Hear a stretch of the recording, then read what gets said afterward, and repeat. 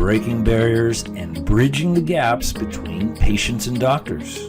Welcome to Brainstorming with the Docs and your co-hosts, Dr. Glenn Harrison and Dr. Kolby Condos.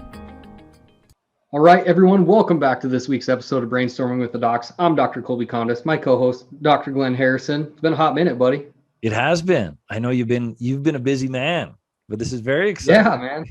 Yeah, we had our baby. That was exciting. So needless to say, things have gotten a little bit more complicated around the Condos household, but we'll adapt and persevere. So, well, congratulations. I know it's been an exciting storm, to say the least, I imagine, right? Yeah, for sure.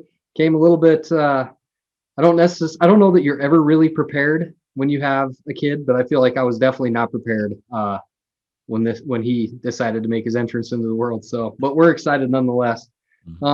Definitely more exciting than the topic that we're talking about today, but something that affects tons of people, and it comes into our office all the time. That's and right. Has a lot of different comorbidities, and also can cause a whole variety of different symptoms that people don't normally associate with it. And that's actually urinary tract infections. If this is your first time listening or watching the podcast or the show, and you have questions about your own health, or in this case, a urinary tract infection, hit like and subscribe, turn on the notifications, because we're going to continue to break down common health ailments or conditions within the healthcare industry that you might not know about. And you never know when we might break down your topic. So stay tuned. Without further ado, let's start teaching people about urinary tract infections. Yes. Yeah. It's kind of like it's accepted. I think that's the biggest thing, is it's accepted. Multiple people with frequent urinary tract infections, it's just accepted. And I think that just boils both of our bloods, because it doesn't have to be accepted. And I said, but before we started today is Tuesday. So I've only been in, Tuesday. So I've only been in the clinic 2 days this week, and there was already 3 urinary tract infections that, asymptomatic. And I think that's an important thing as well. So let's do this. Asymptomatic. Yeah. So why is urinary health important, Dr. Kolby? So urinary health is obviously important because that's how you excrete a lot of the waste products throughout or out of your body, right? So when we look at why urinary tract infections are so pertinent to a lot of patients, it's because honestly, if you have a chronic underlying urinary tract infection or an undiagnosed urinary tract infection, it can turn into a whole host of other problems, whether that's damage to your bladder. It can actually move up through your urinary tract into your ureters and into your kidney. So it can cause kidney infections. If it spreads, it can cause damage to your reproductive organs. And honestly, it can cause a whole lot of other stuff that you might not attribute to being a urinary tract infection.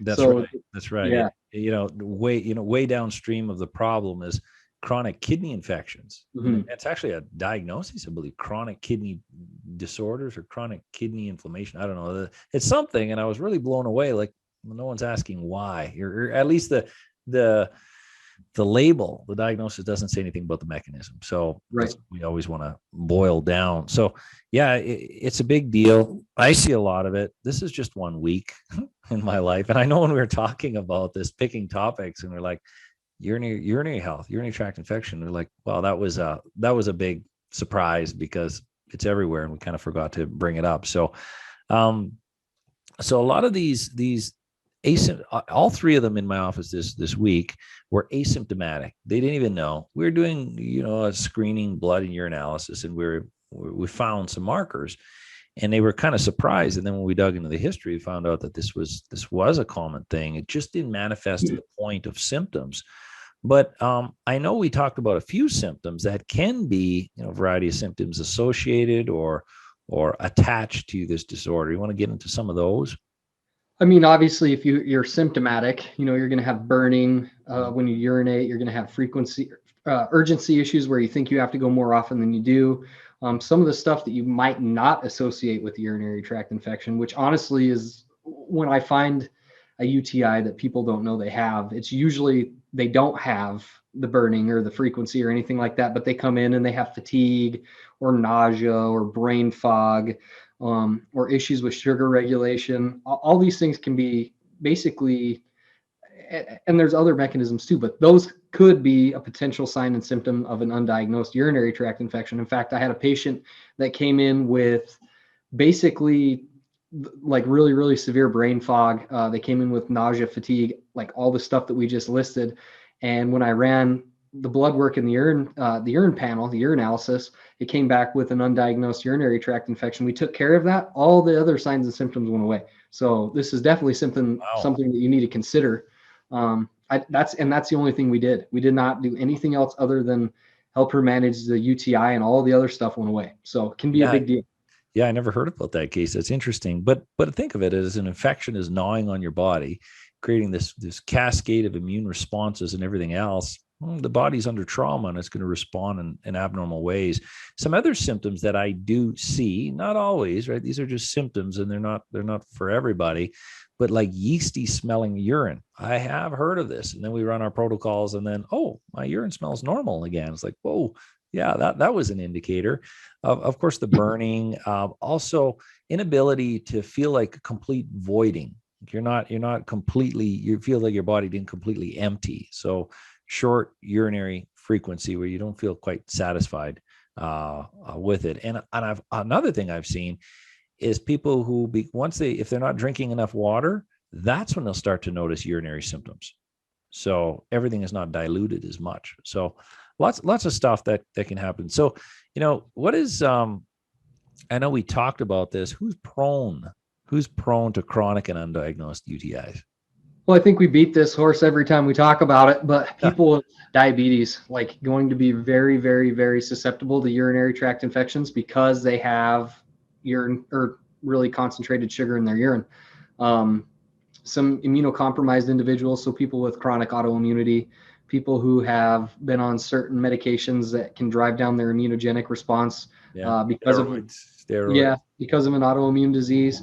The elderly people. Actually, when I was in high school, I worked in a convalescent center, and that was like one thing that if like one of our patients started acting really off, first thing we did was urinalysis on everybody. Oh, wow. So the elderly, people with other co-infections. So, if you have, it could be any sort of infection. Yeah. And then females over the age of 40 is a great big one. It almost seems like it's the highest risk. And any of the three people I spoke to this week, I always said, okay, so here's the risk. The most common risk factor is, look in their labs, are they diabetic or pre-diabetic? Even pre-diabetes is a factor because I always say, that sugar in the body, whether it's in the urinary tract or not, that sugar in the body just kind of gives opportunity for this opportunist infection, this bacteria to live. So, of course, blood sugar issues, if they're too high, female for whatever reason over 40, because maybe it's opportunistic, and then female, which I guess I already said, just because of the anatomy versus a male. So that's kind of the three categories, but of course there's those other ones. So if you suspect that you have a UTI or an undiagnosed urinary tract infection, what's the route you need to go to get it figured out? Yeah, I think there's a first route, I guess, and it's usually very accurate is a urinalysis. A urinalysis preferred, it's cultured. So for those of you who are not necessarily sure because you can do a urinalysis without a culture. Most medical providers will do it with a culture because they want to find out the exact, bacteria so they can hit it with the right antibiotics. So blood and urine is the biggest ones. Urine is kind of stand alone, but you should never just have a urinary tract infection and I think accept it. There should be a why to it. And if there's reoccurring urinary tract infection, you should ask why. There was a lady, and I'm going back to another case. This is a few years ago, and she came in, and I'm like, whoa, we have something that looks like a urinary tract infection. She said, well, I don't have any symptoms, and Dr. Harrison, believe it, I know when I have symptoms. And I'm like, whoa, tell me more. And she said, well, I don't know what's going on, and she got really frustrated. Naturally, she should be. It was her 6th UTI that year, and it was only the 8th month of the year. It was August. Yeesh. Yeah. And so I said, well, tell me more. And she said, well, my doctor, or I guess the nurse she was working with or whoever, the medical provider said she was complaining of this. And she said, at your age, you're 55-year-old female, it's not uncommon. That blew my mind. It's not uncommon to have a urinary tract infection every month.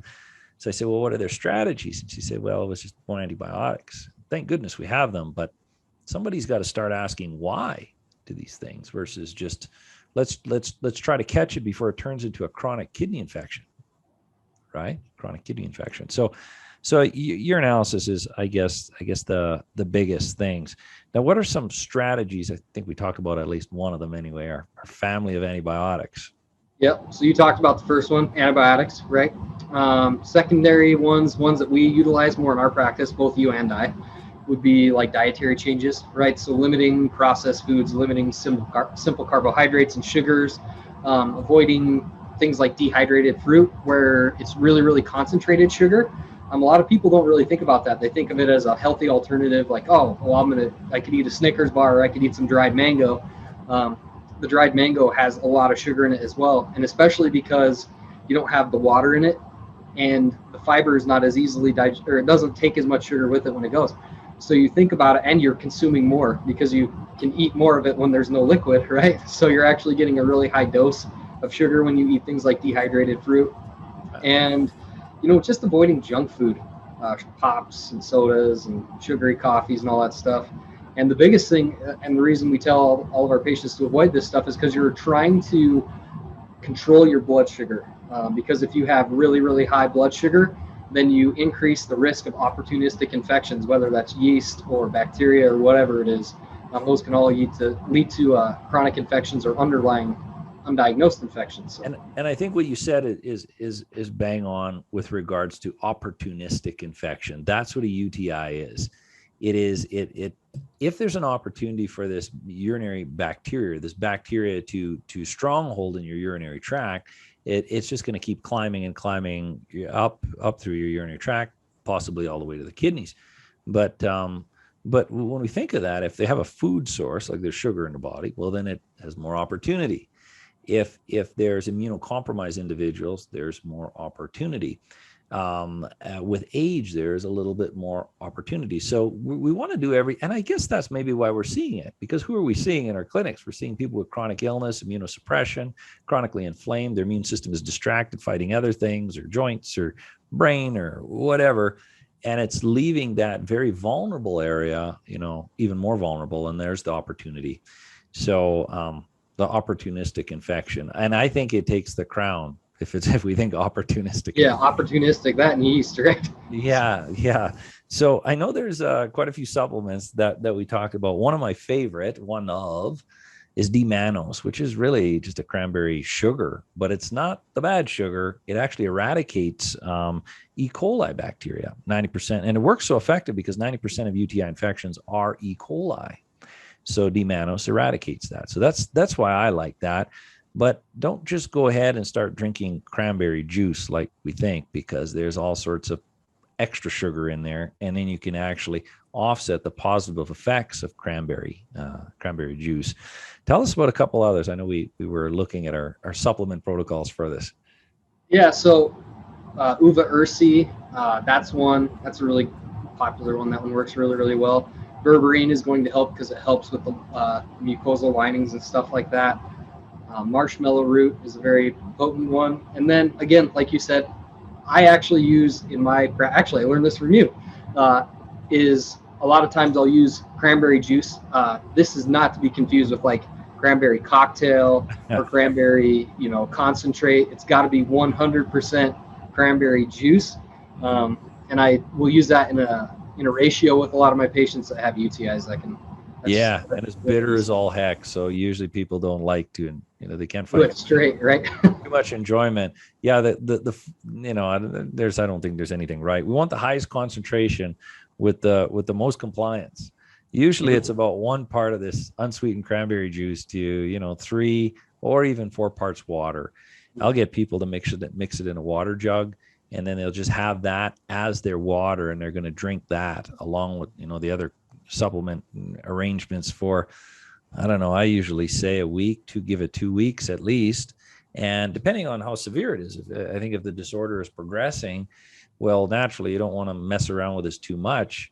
you want to get down the antibiotic route. But usually I say, 1 to 2 weeks. And if someone has chronic reoccurring infections and we're trying to work on the glucose, on the sugar and whatever other risk factors, I usually like to keep them on a lower dose of this for a long period of time, hopefully maintenance, so these things can't come back while we're addressing the root problem. So by no means is the supplement addressing the root problem. It's treating the symptom. It's helping you manage the condition, but it's not going to get rid of the cause or what's upstream from it that's allowing this opportunistic infection to happen.